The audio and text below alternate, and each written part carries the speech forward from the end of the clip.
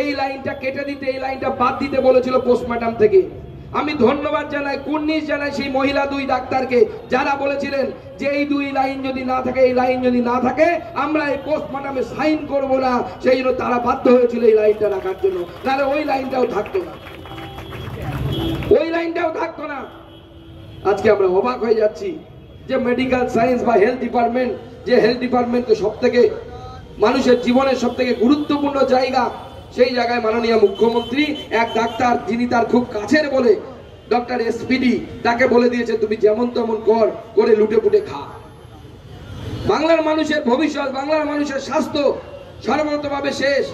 আজকে অনেক তথ্য উঠে এসে আসছে। আপনি যান কোনো হসপিটালে, কোনো মেডিকেল কলেজে, আপনার পরিবারের যদি কেউ মারা যায়, কোনো দুর্ঘটনায় মারা যায়, তার পোস্টমর্টম হবে। পোস্টমর্টম হওয়ার পর ডোম আপনার কাছে আসবে, এসে বলবে পোস্টমর্টম হয়ে গেছে, নিয়ে চলে যান। আপনি গিয়ে দেখবেন গোটা বডিটা খোলা আছে, পেটটা কাটা, মাথাটা ফাটানো, যেরকম পোস্টমর্টমে হয়। বলে কেন? বলছেন আমরা তো পোস্টমর্টম করা কাজ, সেলাই করা তো কাজ না। তাহলে কি করতে হবে? সেলাই বাড়ির লোক করতে পারবে? বলে না, বলে আমরাই করব। তাহলে কি করতে হবে? 5,000 টাকা দিতে হবে। রাজ্য ভেদে, রাজ্যের জেলা ভেদে এই রেট 4,000 থেকে 5,000 টাকা করে নেওয়া হয়।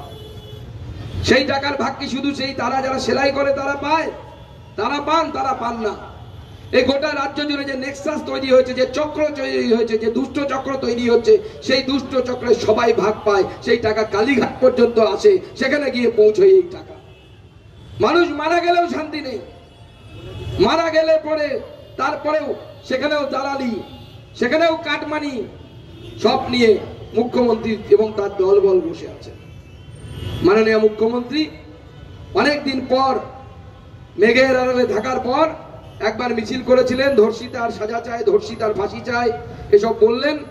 বলে টলে তারপরে ঘরের ভিতরে ঢুকে গেলেন। হঠাৎ করে ছাত্রদের সমাবেশে এসে উপস্থিত হলেন।